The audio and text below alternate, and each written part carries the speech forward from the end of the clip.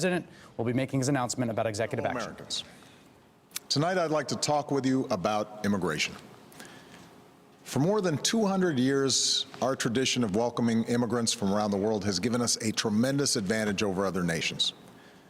It's kept us youthful, dynamic, and entrepreneurial. It has shaped our character as a people with limitless possibilities. People not trapped by our past, but able to remake ourselves as we choose. But today, our immigration system is broken, and everybody knows it. Families who enter our country the right way and play by the rules watch others flout the rules. Business owners who offer their workers good wages and benefits see the competition exploit undocumented immigrants by paying them far less. All of us take offense to anyone who reaps the rewards of living in America without taking on the responsibilities of living in America. And undocumented immigrants who desperately want to embrace those responsibilities see little option but to remain in the shadows or risk their families being torn apart. It's been this way for decades. And for decades, we haven't done much about it. When I took office, I committed to fixing this broken immigration system. And I began by doing what I could to secure our borders. Today, we have more agents and technology deployed to secure our southern border than at any time in our history. And over the past 6 years, illegal border crossings have been cut by more than half. Although this summer there was a brief spike in unaccompanied children being apprehended at our border, the number of such children is now actually lower than it's been in nearly 2 years. Overall, the number of people trying to cross our border illegally is at its lowest level since the 1970s. Those are the facts. Meanwhile, I worked with Congress on a comprehensive fix. And last year, 68 Democrats, Republicans, and independents came together to pass a bipartisan bill in the Senate. It wasn't perfect. It was a compromise. But it reflected common sense. It would have doubled the number of Border Patrol agents while giving undocumented immigrants a pathway to citizenship if they paid a fine, started paying their taxes, and went to the back of the line. And independent experts said that it would help grow our economy and shrink our deficits. Had the House of Representatives allowed that kind of bill, a simple yes or no vote, they would have passed with support from both parties. And today it would be the law. But for a year and a half now, Republican leaders in the House have refused to allow that simple vote. Now, I continue to believe that the best way to solve this problem is by working together to pass that kind of common sense law. But until that happens, there are actions I have the legal authority to take as president, the same kinds of actions taken by Democratic and Republican presidents before me, that will help make our immigration system more fair and more just. Tonight, I'm announcing those actions. First, we'll build on our progress at the border with additional resources for our law enforcement personnel so that they can stem the flow of illegal crossings and speed the return of those who do cross over. Second, I'll make it easier and faster for high-skilled immigrants, graduates, and entrepreneurs to stay and contribute to our economy, as so many business leaders have proposed. Third, we'll take steps to deal responsibly with the millions of undocumented immigrants who already live in our country. I want to say more about this third issue because it generates the most passion and controversy. Even as we are a nation of immigrants, we're also a nation of laws. Undocumented workers broke our immigration laws, and I believe that they must be held accountable, especially those who may be dangerous. That's why over the past 6 years, deportations of criminals are up 80%. And that's why we're going to keep focusing enforcement resources on actual threats to our security. Felons, not families. Criminals, not children. Gang members, not a mom who's working hard to provide for her kids. We'll prioritize, just like law enforcement does every day. But even as we focus on deporting criminals, the fact is millions of immigrants in every state, of every race and nationality, still live here illegally. And let's be honest, tracking down, rounding up, and deporting millions of people isn't realistic. Anyone who suggests otherwise isn't being straight with you. It's also not who we are as Americans. After all, most of these immigrants have been here a long time. They work hard, often in tough, low-paying jobs. They support their families. They worship at our churches. Many of their kids are American-born or spent most of their lives here. And their hopes, dreams, and patriotism are just like ours. As my predecessor, President Bush, once put it, they are a part of American life. Now, here's the thing. We expect people who live in this country to play by the rules. We expect that those who cut the line will not be unfairly rewarded. So we're going to offer the following deal. If you've been in America for more than 5 years, if you have children who are American citizens or legal residents, if you register, pass a criminal background check, and you're willing to pay your fair share of taxes, you'll be able to apply to stay in this country temporarily without fear of deportation. You can come out of the shadows and get right with the law. That's what this deal is. Now let's be clear about what it isn't. This deal does not apply to anyone who has come to this country recently. It does not apply to anyone who might come to America illegally in the future. It does not grant citizenship or the right to stay here permanently or offer the same benefits that citizens receive. Only Congress can do that. All we're saying is we're not going to deport you. I know some of the critics of this action call it amnesty. Well, it's not. Amnesty is the immigration system we have today. Millions of people who live here without paying their taxes or playing by the rules, while politicians use the issue to scare people and whip up votes at election time. That's the real amnesty, leaving this broken system the way it is. Mass amnesty would be unfair. Mass deportation would be both impossible and contrary to our character.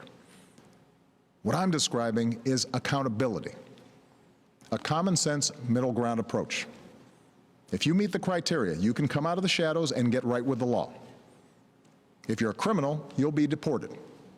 If you plan to enter the U.S. illegally, your chances of getting caught and sent back just went up.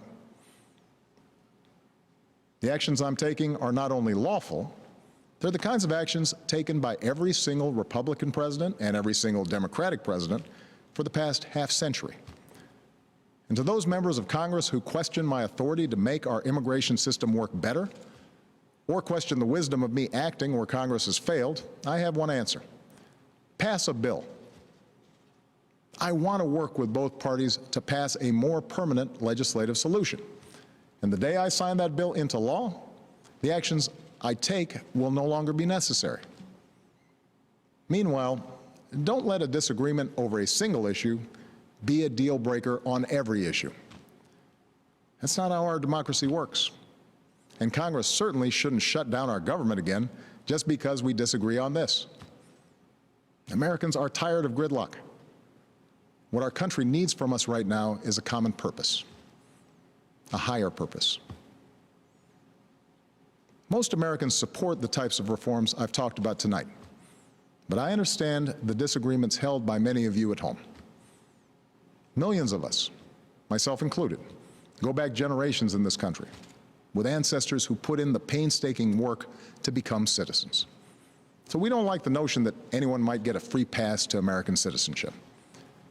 I know some worry immigration will change the very fabric of who we are, or take our jobs, or stick it to middle-class families at a time when they already feel like they've gotten the raw deal for over a decade. I hear those concerns. But that's not what these steps would do. Our history and the facts show that immigrants are a net plus for our economy and our society. And I believe it's important that all of us have this debate without impugning each other's character. Because for all the back and forth of Washington, we have to remember that this debate is about something bigger. It's about who we are as a country and who we want to be for future generations. Are we a nation that tolerates the hypocrisy of a system where workers who pick our fruit and make our beds never have a chance to get right with the law? Or are we a nation that gives them a chance to make amends, take responsibility, and give their kids a better future? Are we a nation that accepts the cruelty of ripping children from their parents' arms? Or are we a nation that values families and works together to keep them together? Are we a nation that educates the world's best and brightest in our universities only to send them home to create businesses in countries that compete against us? Or are we a nation that encourages them to stay and create jobs here, create businesses here, create industries right here in America? That's what this debate is all about. We need more than politics as usual when it comes to immigration. We need reasoned, thoughtful, compassionate debate that focuses on our hopes, not our fears. I know the politics of this issue are tough, but let me tell you why I have come to feel so strongly about it. Over the past years, I've seen the determination of immigrant fathers who worked 2 or 3 jobs without taking a dime from the government and at risk any moment of losing it all just to build a better life for their kids. I've seen the heartbreak and anxiety of children whose mothers might be taken away from them just because they didn't have the right papers. I've seen the courage of students who, except for the circumstances of their birth, are as American as Malia or Sasha, students who bravely come out as undocumented in hopes they could make a difference in the country they love. These people, our neighbors, our classmates, our friends, they did not come here in search of a free ride or an easy life. They came to work and study and serve in our military, and above all, contribute to America's success. Tomorrow I'll travel to Las Vegas and meet with some of these students, including a young woman named Astrid Silva. Astrid was brought to America when she was 4 years old.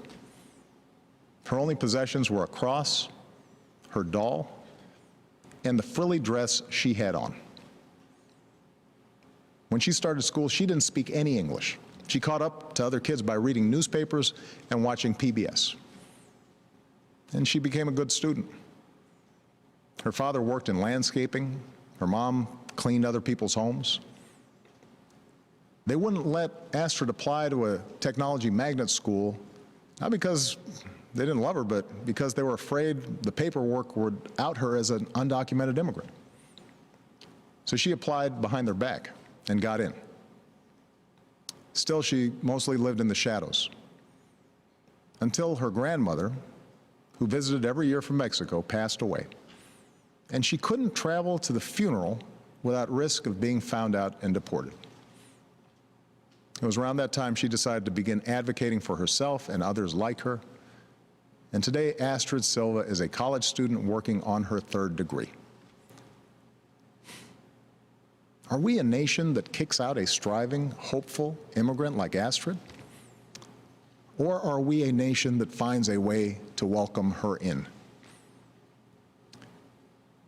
Scripture tells us that we shall not oppress a stranger, for we know the heart of a stranger. We were strangers once too. My fellow Americans, we are and always will be a nation of immigrants. We were strangers once too. And whether our forebears were strangers who crossed the Atlantic or the Pacific or the Rio Grande, we are here only because this country welcomed them in and taught them that to be an American is about something more than what we look like or what our last names are or how we worship. What makes us Americans is our shared commitment to an ideal, that all of us are created equal, and all of us have the chance to make of our lives what we will. That's the country our parents and grandparents and generations before them built for us. That's the tradition we must uphold. That's the legacy we must leave for those who are yet to come. Thank you. God bless you. And God bless this country we love.